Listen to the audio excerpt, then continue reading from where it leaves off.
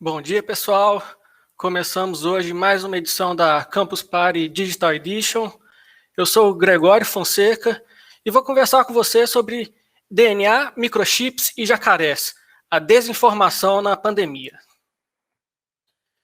Como eu disse, meu nome é Gregório. Hoje eu sou pesquisador na UFMG no curso de Comunicação Social, faço doutorado lá e estou no grupo de pesquisa que chama REST, Estudos Redes Sociotécnicas. E dentro da minha pesquisa eu tenho estudado a desinformação nas plataformas, com foco principalmente em vacina, isso desde 2018, tempos antes da pandemia até. Então é um assunto que eu já tenho contato há um certo tempo, e com a pandemia de Covid-19 ele ganhou uma amplitude, uma importância muito maior. Ele passou a ter um aspecto muito importante dentro das discussões da sociedade, e eu vou conversar um pouco com vocês sobre as principais desinformações que a gente viu durante essa pandemia, que a gente tem visto, né, isso está acontecendo ainda, e como fazer para a gente identificar o que é desinformação, o que não é, e um pouco mais sobre isso.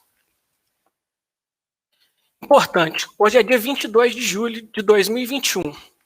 Por que eu estou falando isso? Quando a gente está falando de circulação de informação, muitas vezes uma data fora de contexto pode acabar levando ao entendimento errado. Então, o que era falado um ano atrás, hoje talvez não seja mais válido. O que era falado ontem talvez não seja válido hoje. Então, é importante que o que a gente fale fique dentro de um contexto temporal. Por isso eu estou falando, hoje é dia 22 de julho, o que eu estou falando aqui se refere ao momento atual. Eu vou falar de coisas do passado, tentar prever o futuro? Não, mas vou falar do que a gente espera pela frente em termos de informação na pandemia. Mas já é um aspecto que vale a pena a gente ficar sempre de olho. A data, de quando é aquilo que a gente recebeu, de quando é aquilo que a gente está vendo, para saber se é uma informação que é corrente ou se é algo que já está ultrapassado. E falando sobre desinformação, o que é desinformação? Uma definição acadêmica, mas que cabe bem dentro da nossa discussão, é que desinformação é todo tipo de informação que é ou incorreta, ou enganosa, ou os dois, e ela foi criada com ou sem a intenção de causar algum dano, prejuízo ou mal a qualquer pessoa, grupo, organização ou país. Então, quando a gente fala de desinformação, a gente está falando de uma coisa que ela pode ter sido criada intencionalmente ou não, mas ela está trazendo uma informação que não deveria estar sendo recebida como verdadeira.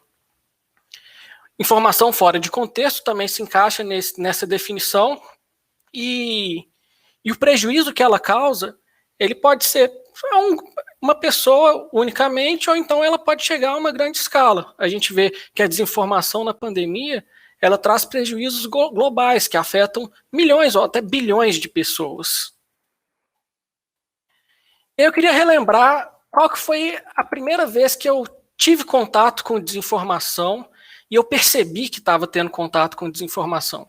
Isso foi lá na Copa de 98. Hoje em dia a gente vê muito a frase: se vocês soubessem o que aconteceu em tal lugar, vocês ficariam enojados. Que isso vem de uma mensagem que circulou na época da Copa de 98, que falava: se as pessoas soubessem o que aconteceu na Copa do Mundo, elas ficariam enojadas.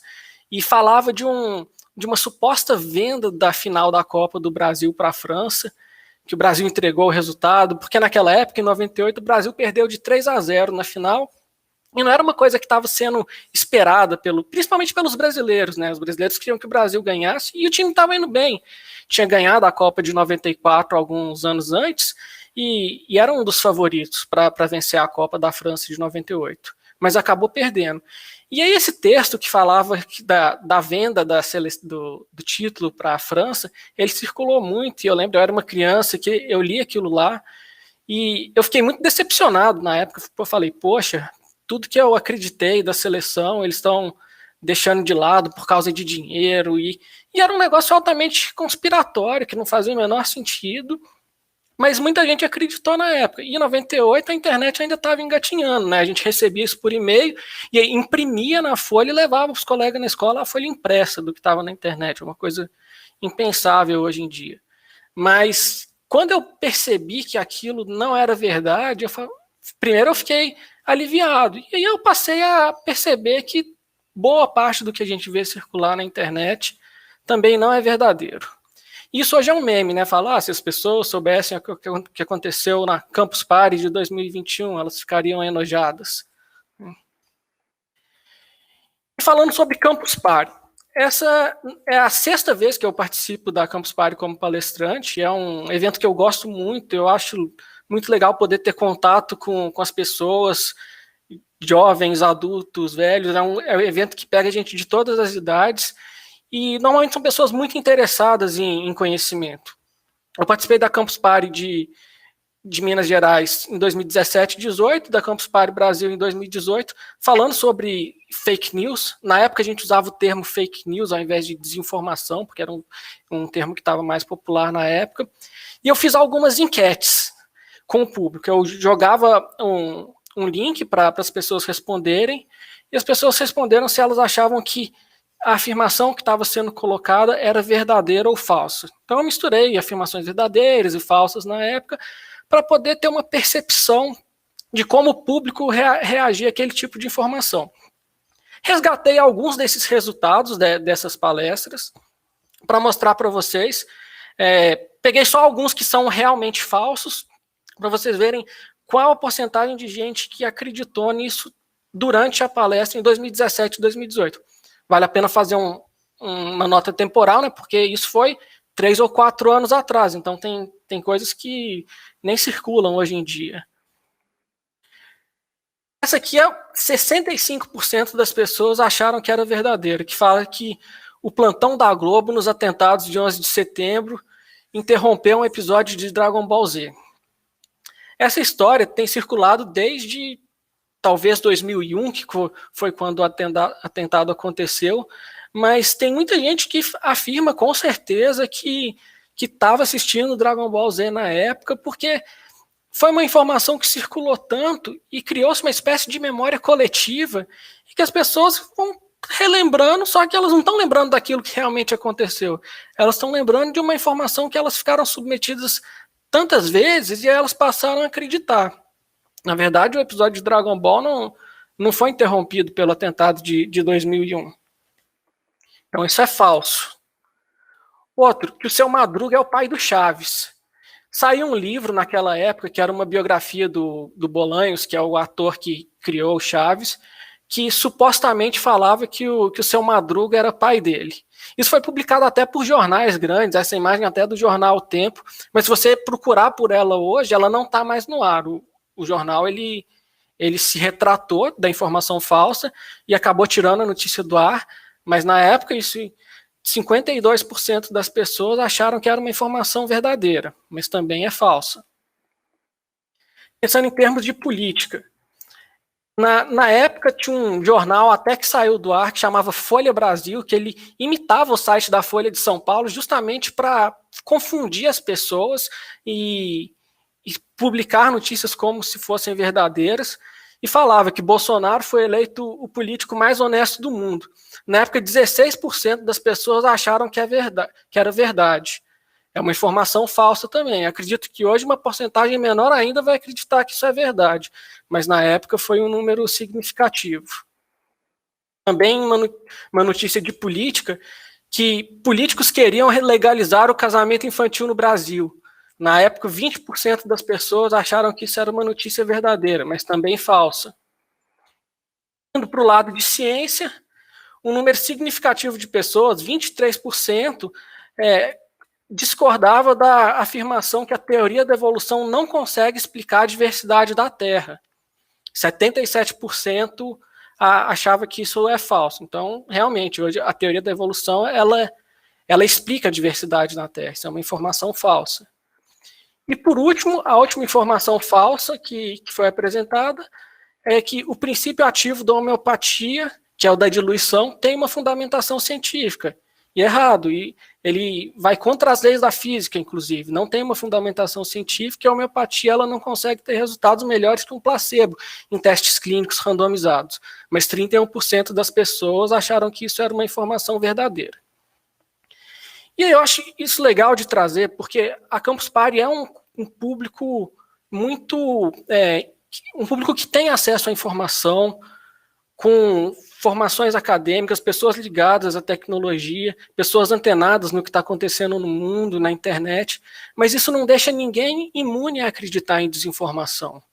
Então, mesmo tendo contato com informações que são falsas, as pessoas acabam acreditando que isso pode ser verdade. E aí eu quero fazer um exercício semelhante com vocês hoje. Eu criei uma enquete. Nessa enquete tem várias informações relativas à pandemia que tem circulado, e eu queria que vocês respondessem se ao ler essas informações vocês acham que elas são verdadeiras ou falsas, baseado nas informações que vocês têm tido contato durante o último 1 ano e meio, praticamente. O link é bit.ly/cpjacaré, de Campus Party Jacaré. É um formulário do Google Docs. As respostas são anônimas, eu não consigo saber quem está respondendo, então vocês podem responder à vontade. Não quero julgar ninguém se está certo ou errado, são informações que estão circulando, elas podem ser verdadeiras ou falsas, mas eu acho que é legal trazer elas como exemplo aqui.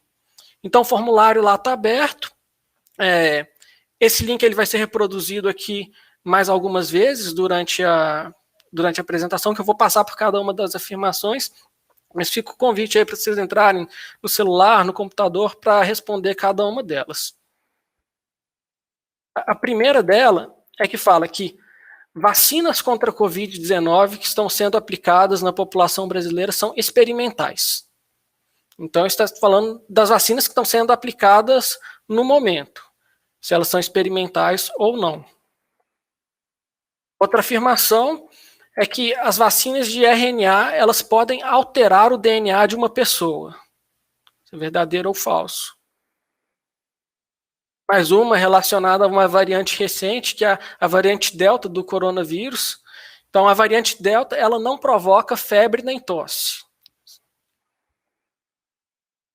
Outra bem discutida durante um bom tempo, relacionada ao kit Covid, né, que utilizar o conjunto de medicamentos conhecidos como kit Covid é uma forma eficaz de prevenir e tratar a Covid-19. Né? Dentro do kit Covid, hidroxicloroquina, azitromicina, ivermectina, nitazoxanida, além de suplementos de zinco, vitamina C e D.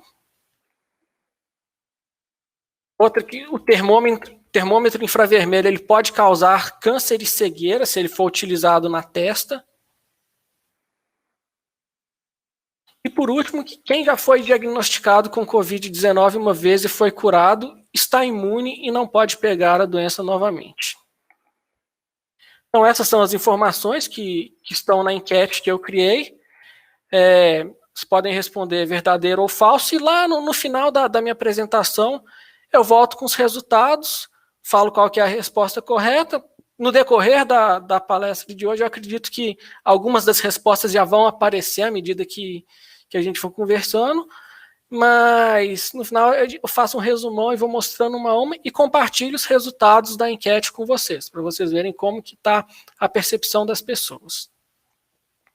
Aqui dentro da transmissão tem um chat, vocês podem ficar à vontade para fazer perguntas, elas vão aparecendo para mim e no final da apresentação a gente vai ter um tempinho para conversar sobre elas. Então fiquem à vontade mesmo. Então vamos falar de alguns conceitos. Um conceito muito importante que as pessoas, muitas vezes, mesmo passando por uma universidade, elas não estudam, é o do método científico. E hoje em dia tem se discutido muito o que é o método científico, para falar se uma coisa é científica ou não, para falar se um estudo está correto ou não, se o estudo é robusto ou não. Mas às vezes essas discussões são feitas sem que se tenha o entendimento do método. E o método ele é uma coisa que ele pode até não ser a melhor coisa do mundo, mas é o melhor que a gente tem hoje para poder explicar as coisas. Então, é claro, ele tem falhas, tem coisas que não passam pelo método científico, e tudo bem, a ciência ela não busca explicar tudo. A ciência busca explicar aquilo que ela consegue encaixar em seu método.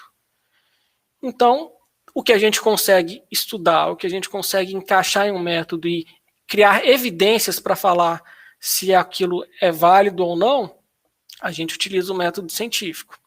Quais são as etapas dele? Primeira etapa de indução, você cria uma hipótese a partir de conclusões gerais de alguns dados existentes. Por exemplo, eu posso criar uma hipótese de que será que a cloroquina ela pode curar um paciente com Covid-19? Então, e aí depois você tem a etapa de dedução. Você vai fazer algumas previsões que elas são baseadas nas hipóteses. Essas previsões você fala, se eu usar a cloroquina antes da pessoa ficar doente, ou depois dela ficar doente, teoricamente ela vai se curar, ou ela não vai desenvolver uma forma grave da doença? Então você cria algumas hipóteses que vão ser verificadas. Depois você tem a fase de observação. Pensando nas hipóteses que você criou, a pessoa vai melhorar, a pessoa não vai desenvolver uma doença. Você vai agrupar os dados dos grupos e vai observar se eles estão indicando aquilo que a gente está procurando, se as pessoas estão melhorando ou não, se elas estão ficando doentes ou não. E por fim, a gente tem a etapa de verificação, que é onde a gente testa as previsões que a gente fez, aquelas hipóteses, com outras observações para a gente confirmar ou falsear essas informações. E aí é preciso ter uma abordagem que ela considere a estatística e todas as condições possíveis e falseamentos. Um grupo de teste de um medicamento, ele precisa ter um grupo placebo para ser comparado. Então você precisa que pessoas tomem o medicamento e pessoas não tomem para que você faça a comparação. Essas amostras elas têm que ser randomizadas. As pessoas que estão sendo escolhidas dentro do teste, a seleção tem que ser feita de uma forma aleatória para poder cobrir grupos da população, ao invés de você pensar, vou dar um remédio para a pessoa que está mais doente ou não. Então você não pode criar um viés na sua pesquisa, um viés na informação. Então, assim, o método científico ele precisa ter uma abordagem estatística bem robusta para que, principalmente em caso de estudos de medicamentos, você consiga compilar as informações sem que elas tenham viés. E o que a gente vê é que boa parte dos estudos sobre medicamentos que apareceu no último ano e meio, principalmente os que recomendavam a cloroquina, a ivermectina, eles tinham falhas graves de metodologia, falta de grupo placebo, falta de grupo controle, ou seja, são estudos que eles parecem parar de pé, eles parecem estar se encaixando no método científico, mas tem falhas no processo. E aí essas falhas elas acabam por invalidar o estudo. Você não pode tirar conclusões a partir de um estudo tendencioso. E aí a gente vai para o que é a desinformação científica. A desinformação científica vai ser todo aquele tipo de desinformação, né, que ele está contradizendo, está distorcendo ou refutando alguma coisa que já é um consenso da comunidade científica sobre um determinado assunto. E aí eu acho que vale a pena voltar um pouco na cloroquina também. Quando os primeiros estudos surgiram, lá em março do ano passado, aquilo estava fazendo parte da dinâmica da ciência. O estudo estava sendo apresentado pela primeira vez, e o que foi feito? Pesquisadores passaram a fazer uma avaliação do estudo. Então não era um consenso da comunidade científica. Ou seja, não sendo consenso, fazia sentido que mais estudos fossem feitos. E foi o que aconteceu. Vários estudos sobre a cloroquina foram feitos, até que chegou um momento que não houve evidência o suficiente para poder sustentar a afirmação de que ela tinha um impacto positivo na Covid-19. Chegou esse determinado momento que já não havia evidência que sustentasse o medicamento, então ele passou a ser um consenso da comunidade científica. Aí você pode falar, mas tem um médico X, um pesquisador Y que ainda é contra isso. Sempre vai ter alguém que é contra. Até hoje a gente tem gente que acredita que a Terra é plana. Mas, dependendo da robustez dos estudos, você já consegue ter um consenso da maior parte da comunidade acadêmica, comunidade científica, sobre o assunto. Então, isso passa a ser passa a ser uma premissa a partir dos estudos que vêm aí para frente. Você já é uma controvérsia encerrada. Quando a gente pensa nos medicamentos do tratamento precoce hoje, a controvérsia científica ela já foi encerrada. Do ponto de vista da ciência, a gente não tem evidência de que funciona e pronto. Mas existe uma controvérsia sociotécnica, que é a sociedade discutindo, grupos fortes, grupos influentes que defendem a utilização desses medicamentos, e continuam trazendo isso como um assunto complexo, como um assunto a ser discutido na sociedade. Sendo que a discussão científica ela já acabou há muito tempo atrás, já é um assunto do passado. Outro conceito é o de pseudociência, que as pseudociências são aqueles assuntos que eles estão em margens ou fronteiras das ciências, que eles ou não foram comprovados, ou não foram refutados, mas eles fazem afirmações que parecem ser científicas, mas elas de fato não têm relação nenhuma com a ciência. Então a pseudociência, ela busca se passar por ciência, mas ela não é. E um conceito que hoje ele está muito em alta, e até alguns anos atrás pouco se falava nisso, que é o negacionismo. Né? O negacionismo está falando de uma negação em larga escala, então não é uma pessoa negando, são grandes grupos negando, em um determinado segmento da sociedade que, às vezes, ele não quer aceitar uma mudança, então ele vai se afastar da realidade em favor de uma mentira que vai ser mais confortável para ele. É negar o que está acontecendo, negar a ciência, negar a história, negar todo tipo de evidência e desacreditar o que realmente está acontecendo para poder ter uma vida melhor, para poder ter uma vida mais confortável e continuar negando. E que tem alguns aspectos que ajudam a gente a identificar a desinformação científica.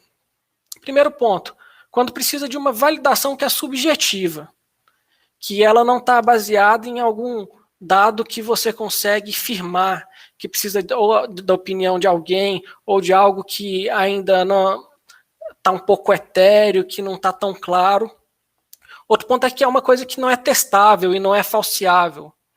Eu acho que um ponto fácil de exemplificar o que é testável é a existência de Deus, por exemplo. A ciência ela não entra nesse mérito, porque você não consegue testar a hipótese de que Deus existe, Deus não existe.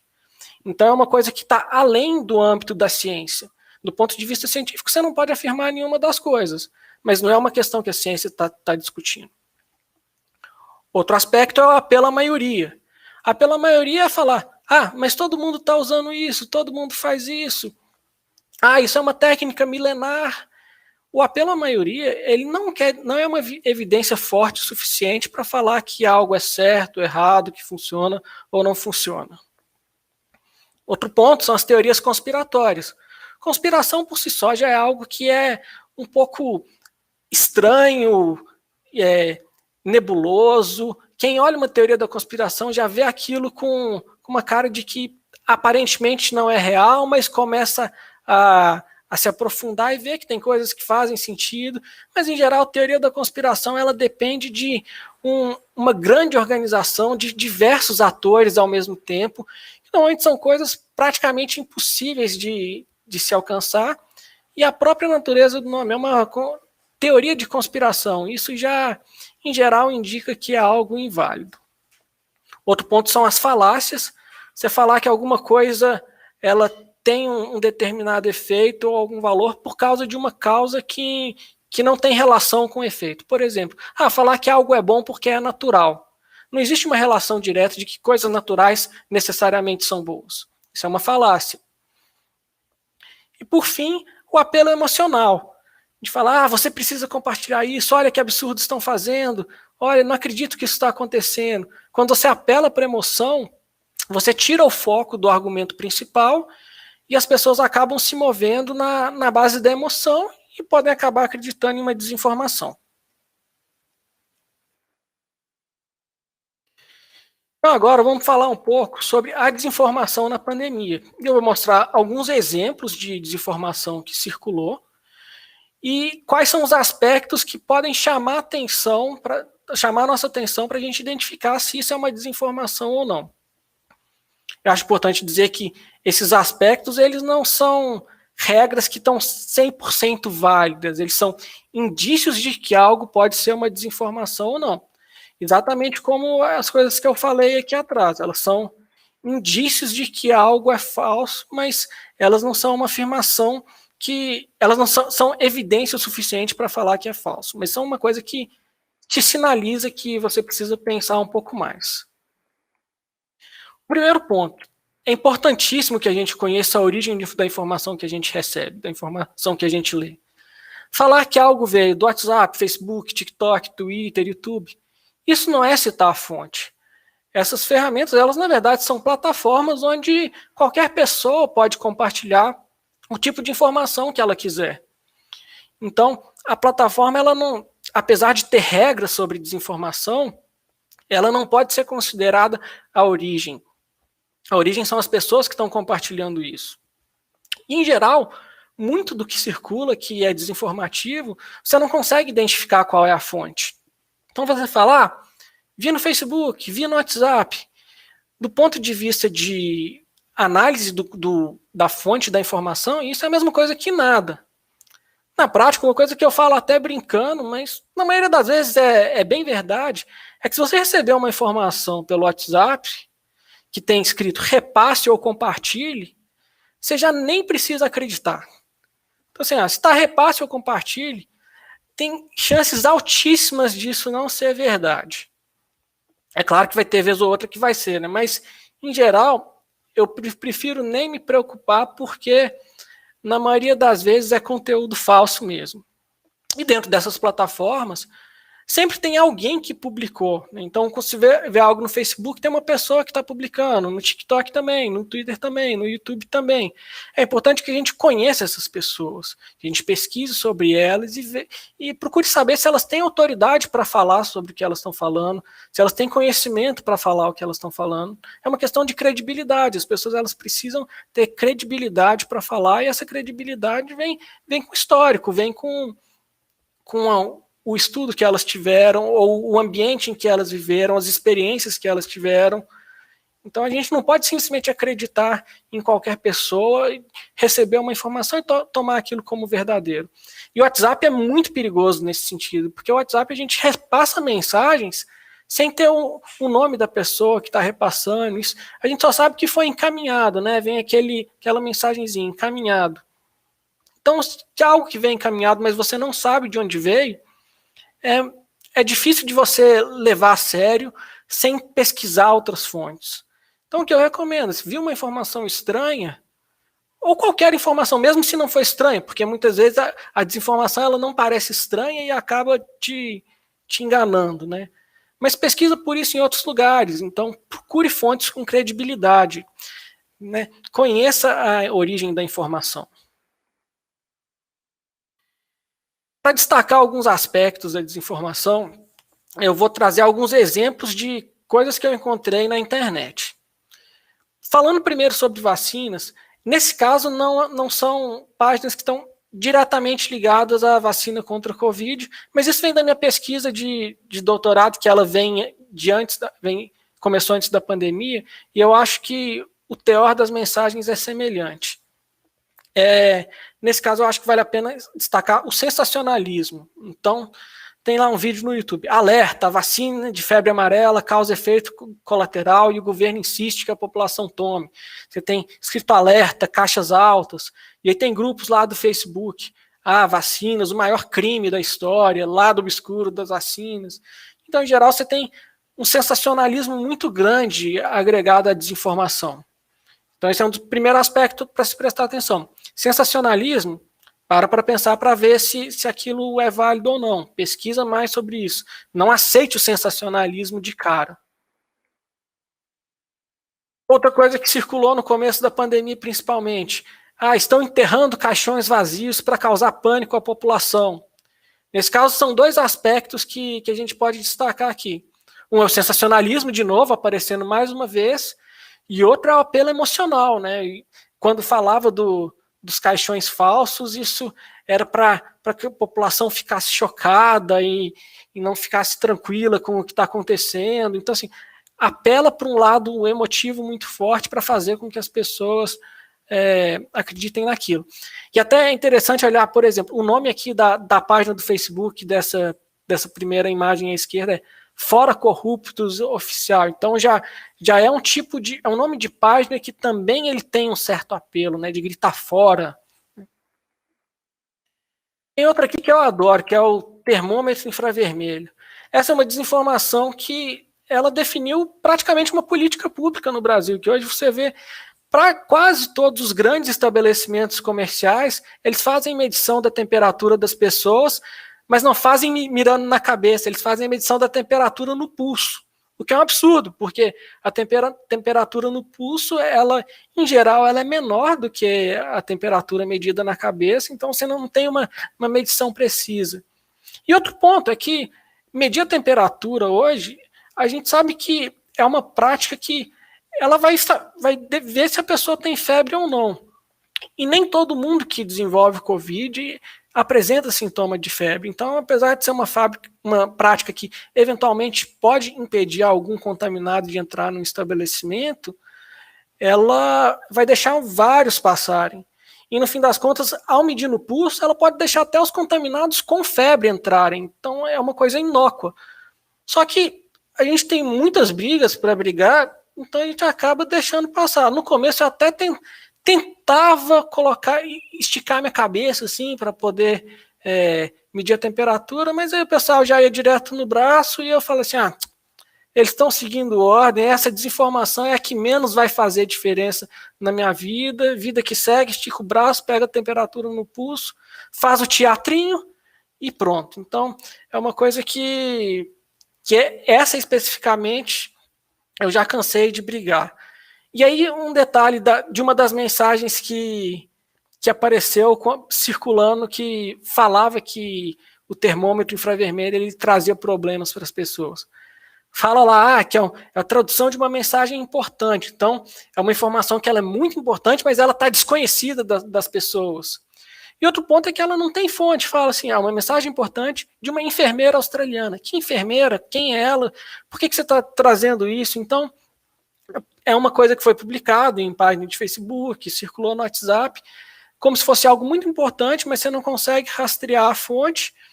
De repente você tem um tanto de gente acreditando que o termômetro infravermelho pode causar câncer, cegueira, e está todo mundo participando do teatro de medir a temperatura no pulso. Outro tipo de desinformação são dados errados. A gente viu demais. Então, aqui tem 2 exemplos, falando especificamente da cidade de Porto Feliz, que foi um lugar onde o prefeito, que é médico, ele administrou a hidroxicloroquina preventivamente e soltou vários, e circulou muito a informação de que lá tinha 0 óbitos, poucos casos, e aí alguns aspectos desse tipo de mensagem que a gente viu. Nesse caso são mensagens tanto de Twitter quanto de WhatsApp.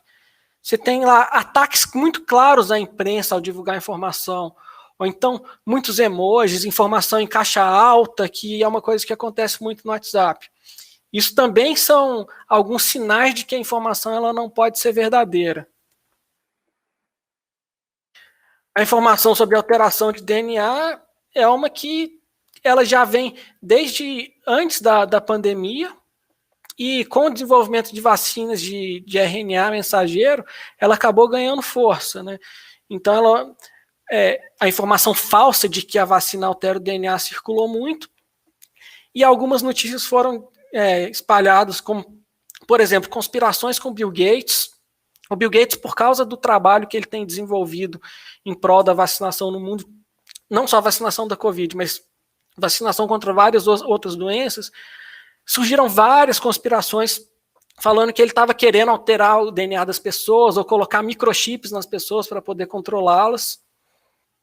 E outra forma de desinformação é deixar a informação fora de contexto, que essa página aqui que fala, confirmada, vacina muda o seu DNA genético, e coloca uma notícia de uma página do Olhar Digital, que fala sobre estudos de DNA. Você abrir essa notícia para ver, você vai ver que essa notícia ela não está falando nada sobre vacinação, fala sobre estudos de DNA, mas alguém utiliza uma notícia real, coloca fora de contexto, faz um comentário em cima que altera o entendimento das pessoas sobre ela.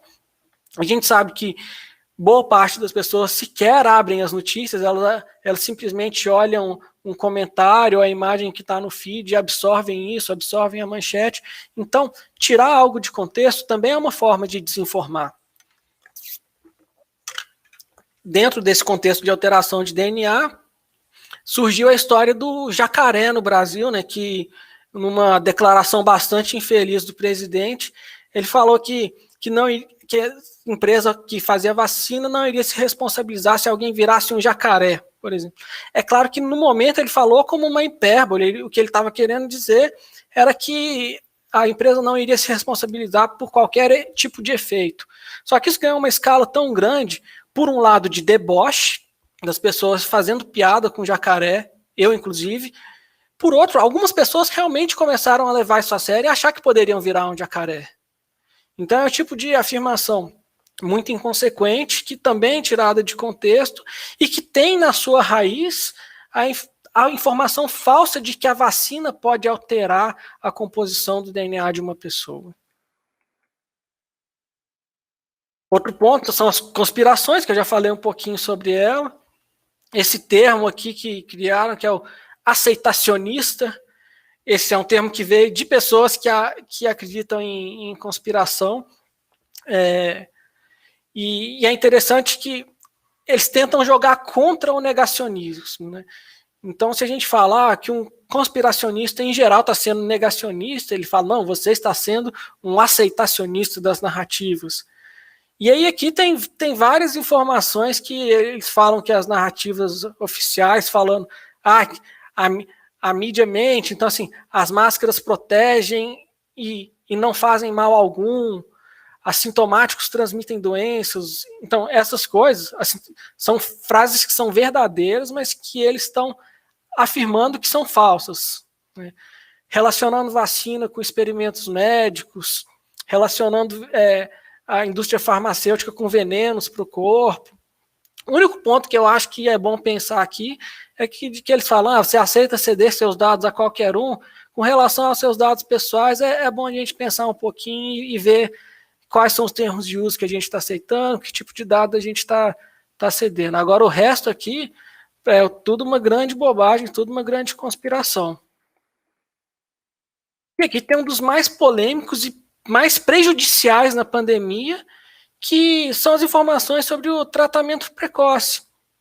Porque são informações que elas não têm embasamento científico e acabaram se transformando em políticas públicas em vários locais do país. Então tem exemplo de cidades aí que aderiram ao tratamento precoce ou que apresentaram dados falsos sobre a eficácia de tratamento precoce. E em todos esses pontos a gente vê que existe um método científico falho. Então, o método científico falho é uma coisa que claramente ela leva à desinformação. Se você está disseminando, acreditando em alguma coisa que se porta como ciência, mas tem um método científico falho, você está se envolvendo com uma informação que não é real. E outro ponto são curas milagrosas, né?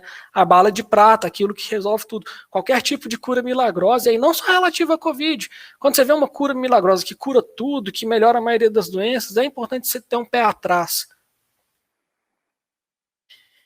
E aí, eu trago uma frase do Kahneman que ela ajuda a gente a entender um pouco por que a gente vai aceitando essas informações e isso acaba fazendo parte do nosso dia a dia, né? Que um jeito confiável de fazer as pessoas acreditarem em falsidades é a repetição frequente, pois a familiaridade não é facilmente distinguível da verdade. Então, se a gente está escutando a mesma coisa todo dia, recebe uma quantidade muito grande de informações, a gente passa a tratar aquilo como natural, mesmo que sem pensar um pouco no que está acontecendo. Isso passa a ser a verdade que a gente aceita. E é muito perigoso, é uma forma de manipular a informação. Aí agora eu quero olhar os resultados da enquete que a gente fez aqui com as perguntas que eu coloquei para vocês. Então, a primeira informação de que as vacinas contra a Covid que estão sendo aplicadas na população brasileira são experimentais. A gente tem 94% das pessoas acreditando que isso é falso. o que é um sinal muito positivo, porque as vacinas que estão sendo aplicadas, elas não são experimentais, elas já passaram por fase 3 de testes e elas são seguras o suficiente para que todo mundo tome e fique tranquilo. E é importante que todo mundo se vacine. Então, esse foi um bom resultado. A segunda afirmação é que as vacinas de RNA podem alterar o DNA de uma pessoa. Também é uma informação falsa. E 94% das pessoas acharam que era uma informação falsa. Então, é um resultado bastante positivo também. Foi o mesmo resultado da pergunta anterior. Com relação à variante Delta, a variante Delta do coronavírus não provoca febre nem tosse. Isso é uma informação falsa. E 82% acharam que era falsa, só 18% acharam que é verdadeiro. Então é importante saber, variante Delta, ela também pode provocar febre e tosse. Ela também pode ter efeito assintomático, mas esses efeitos de febre e tosse também acontecem com a variante Delta. Outro, com relação ao tratamento precoce. É bom ver isso, que está muito claro para todo mundo que assim, utilizar o conjunto de medicamentos conhecido como kit COVID é uma forma eficaz de prevenir e tratar a Covid-19. É uma informação falsa também e que está com 94% das pessoas falando que é uma informação falsa. É importante a gente...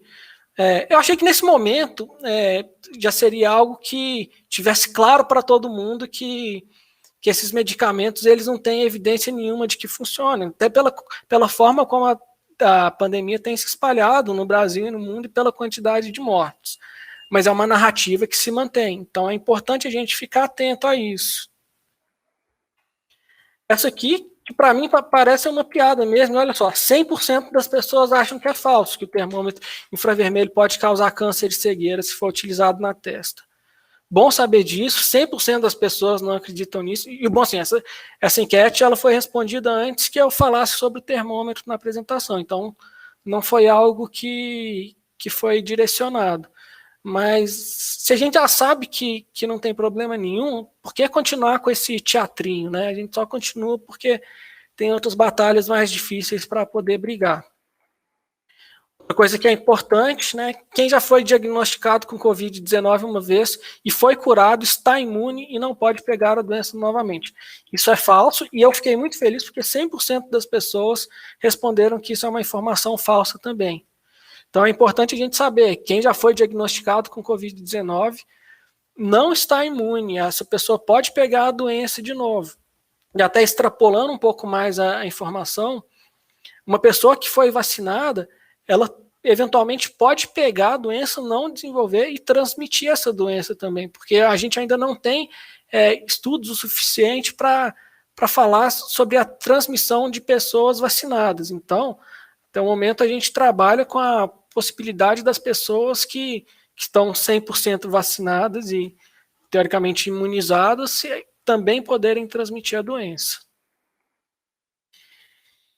E agora eu queria falar um pouco sobre as consequências da desinformação na pandemia. Eu gosto de trazer o Arquivo X porque é uma coisa que fez muito parte da minha infância, adolescência. Eu era muito fã dessa série, que eram de dois agentes do FBI que estudavam o sobrenatural. A gente tinha o Fox Mulder, que era o cara que acreditava em tudo, e a Dana Scully, que era a cética, a cientista e médica, que levava o lado racional para equilibrar todas as crenças do Fox Mulder. E aí tinha esse cartaz famoso lá no escritório deles, que é I want to believe, que é eu quero acreditar, é o que a gente vê acontecer com muitos assuntos. E eu gosto de relacionar isso comigo, porque além de eu ser um fã muito grande da série, quando eu era criança, eu era muito Fox Mulder. Eu acreditava em uma grande quantidade de bobagens, mas eu procurava saber um pouco mais sobre elas, e à medida que eu fui estudando, eu acabei me tornando a Dana Scully, que é o cientista, o cético. Então, quando eu era criança, eu ficava olhando para o céu, qualquer movimento de luz, eu já achava que eu tinha visto um disco voador. E aí eu chegava e eu olhava os livros de astrologia, e mais uma quantidade de coisas que não fazem o menor sentido racional, mas eu também era uma criança e estava conhecendo o mundo, estava estudando, estava tendo acesso à informação, e por isso que é importante que a gente tenha repertório, que a gente forme repertório e que a gente conheça a ciência, para que a gente não acredite em qualquer coisa que falarem conosco. E aí, em 2018, teve uma temporada revival do Arquivo X. A série já tinha acabado há mais de 15 anos e fizeram uma temporada extra que eu acho muito legal essa afirmação do Fox Mulder, que ele fala que o mundo tornou-se muito maluco até para os meus poderes de conspiração. E aí isso já era um ambiente que alguns episódios faziam referências à desinformação, à fake news, que é uma situação bastante atual. E aí o Fox Mulder, que era o crente que acreditava em qualquer coisa e que queria acreditar em tudo, já estava achando que o nosso mundo está maluco demais para fazer conspirações. E quais são as consequências, né? Primeiro ponto, que se aplica uma gama enorme de assuntos. As tomadas de decisão, quando elas são baseadas em desinformação, elas são prejudicadas. Porque você está baseando a sua decisão em algo que não é um fato, que não é uma evidência suficiente. E essa decisão, baseada em um argumento que não para de pé, ela pode levar a algum problema, a algum erro. E em escala grande pode ser, numa pandemia, é uma crise de saúde pública. Outra consequência, dependendo da desinformação que você tem, é uma exposição desnecessária ao vírus. Então as pessoas acreditam em que ao tomar um certo remédio elas não vão pegar a doença e elas saem na rua e se expõem ao vírus sem cuidado e podem acabar desenvolvendo uma doença. Acreditar em desinformação da pandemia também pode fazer com que ela se agrave. É o que a gente vê acontecendo. É claro que é importante falar que não é só por causa da desinformação que a gente tem agravamento da pandemia. São por causa de uma vasta gama de ações tomadas, mas a desinformação ela é um dos fatores que leva a isso. Isso não só para o agravamento da pandemia, mas assim, para praticamente todos os tópicos. Né? A desinformação é sempre um dos fatores, um fator que pode atrapalhar. O desperdício de dinheiro público também. O que a gente viu de dinheiro sendo gasto com tratamentos ineficazes. E, por fim, a hesitação vacinal. As pessoas acabam deixando de se vacinar porque estão acreditando em uma informação falsa. É com relação à hesitação vacinal, eu acho muito legal trazer essa pesquisa que o YouGov fez nos Estados Unidos, recente. Isso é de poucos dias atrás. Ela não se aplica ao ambiente brasileiro, né? Eu acho que até o movimento antivacina nos Estados Unidos é muito pior que o brasileiro. Lá as pessoas são muito mais desconfiadas e acreditam muito mais em desinformação sobre vacina. Aqui no Brasil a gente tem uma cultura de vacinação muito forte, mas dá para a gente sentir um pouco das consequências. Né?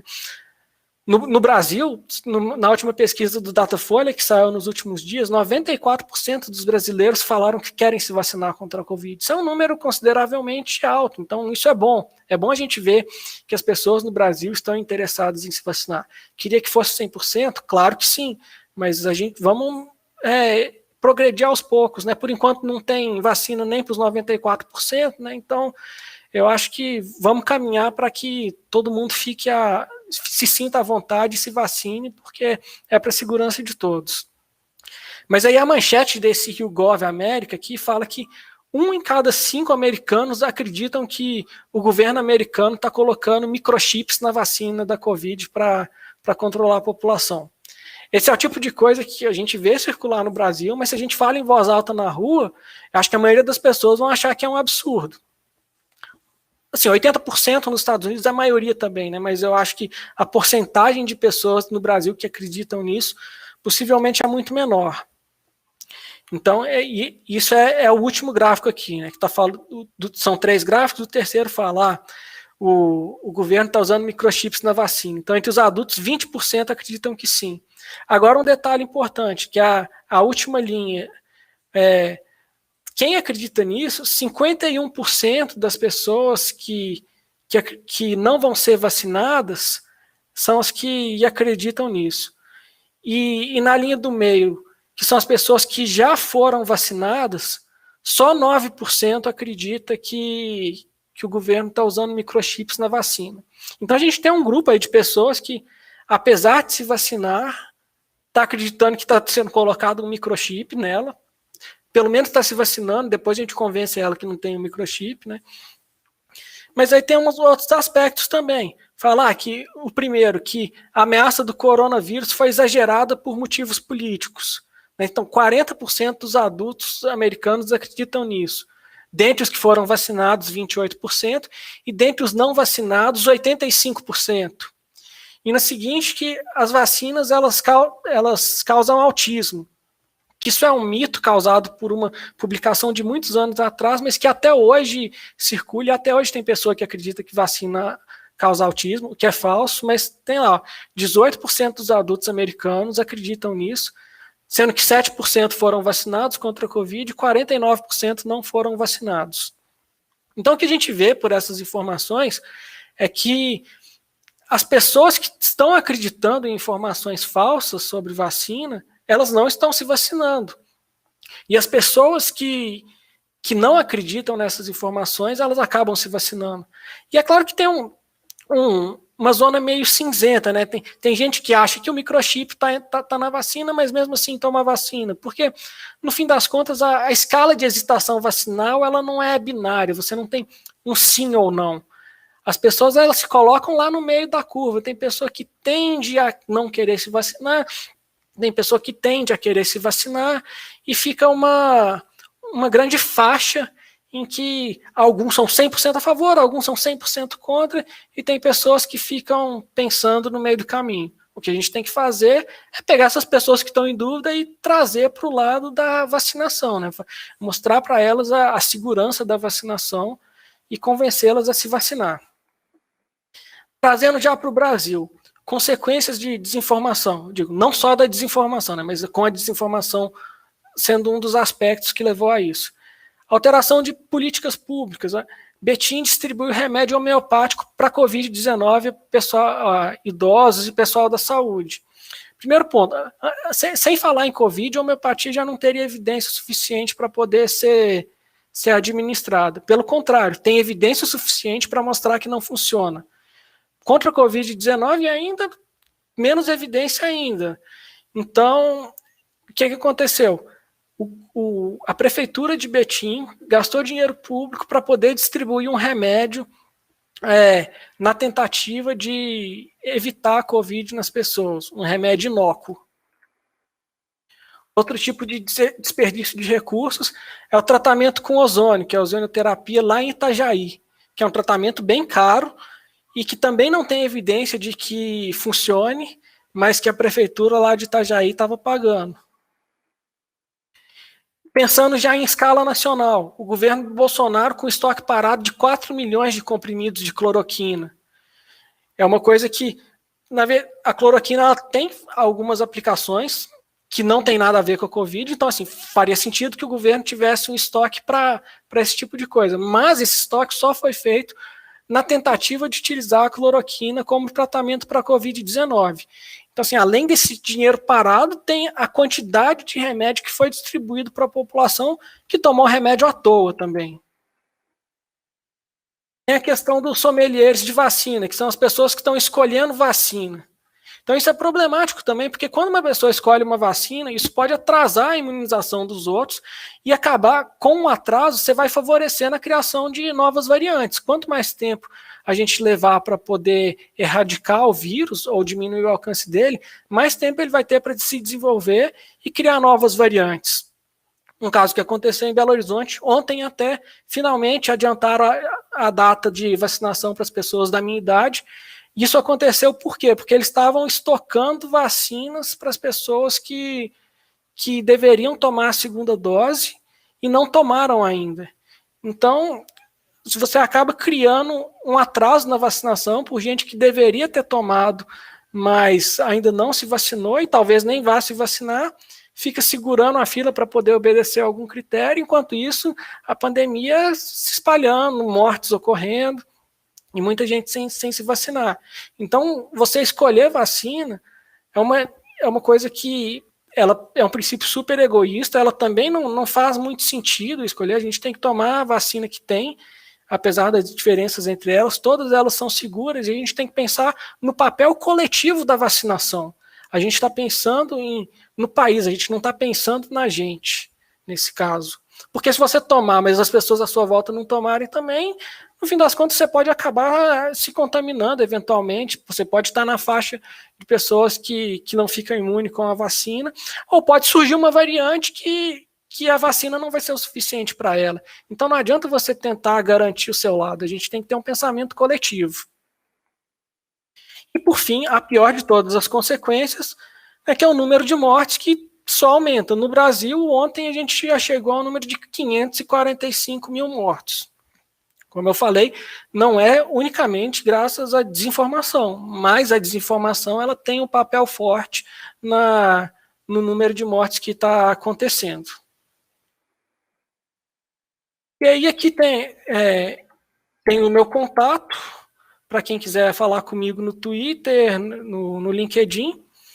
E agora eu fico aberto para perguntas, então vocês fiquem à vontade para poder escrever as perguntas no chat, que eu vou responder aqui durante o restante do tempo que a gente ainda tem para a apresentação.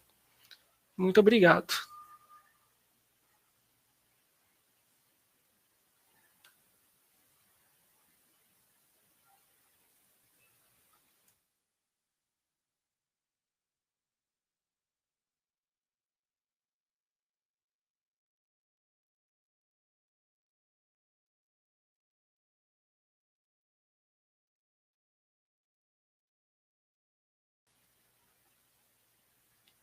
Ainda não apareceu nenhuma pergunta, mas eu vou ficar durante um instante. Às vezes tem alguém digitando.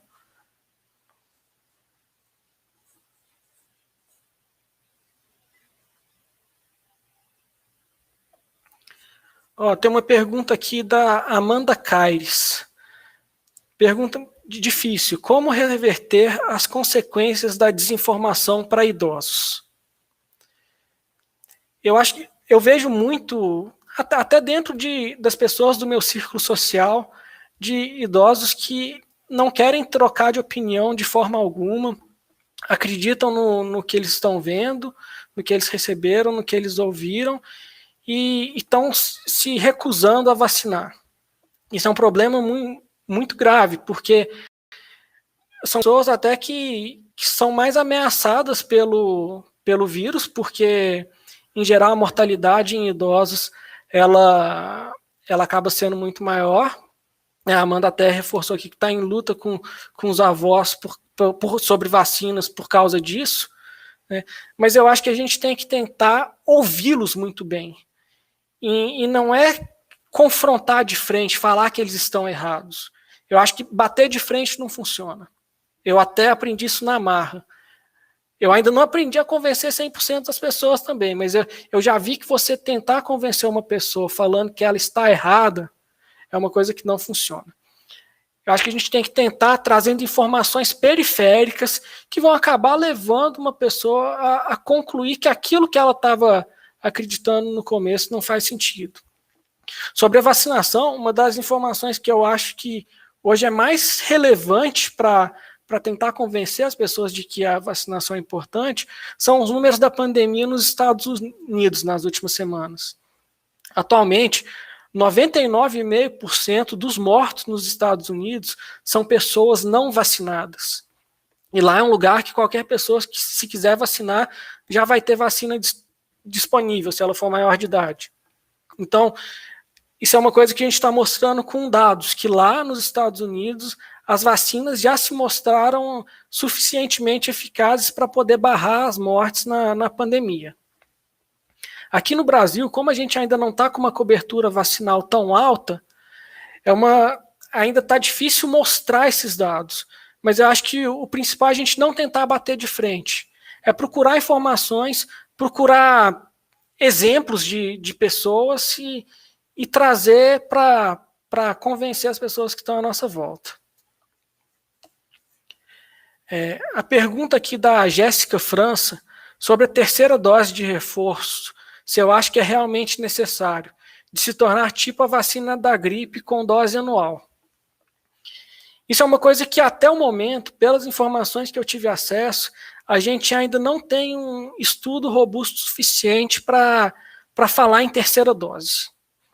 Então, o que a gente pode dizer é que, baseado em doenças semelhantes, em vacinas semelhantes, pode ser que a gente precise de uma terceira dose de reforço.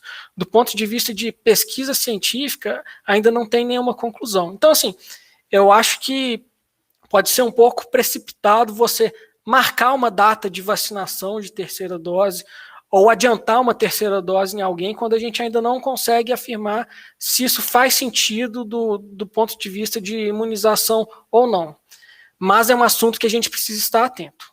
Então, é importante que as pessoas que tomam decisão no país, elas fiquem por dentro dos estudos que estão acontecendo sobre terceira dose, se preparem para comprar a terceira dose, caso ela seja necessária, mas até o momento não há evidência suficiente falando que ela precisa acontecer.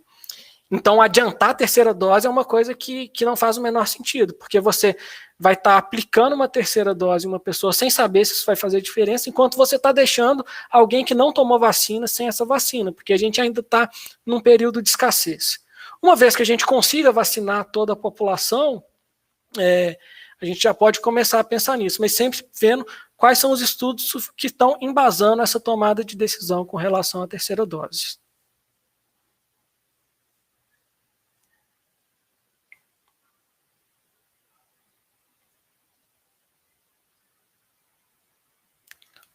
Não temos mais perguntas.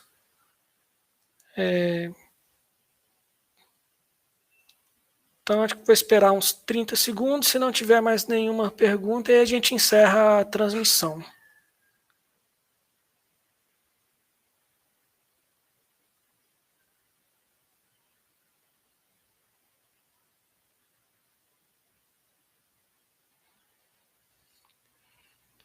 Tá legal. Muito obrigado a quem assistiu, a quem ficou comigo até o final, as perguntas que foram feitas, Jéssica, Amanda, e todo mundo que está assistindo, Maíra também. E agora fiquem com o resto da programação da Campus Party. A gente tem vários palestrantes hoje, nos próximos dias também. E obrigado pela participação. Até mais.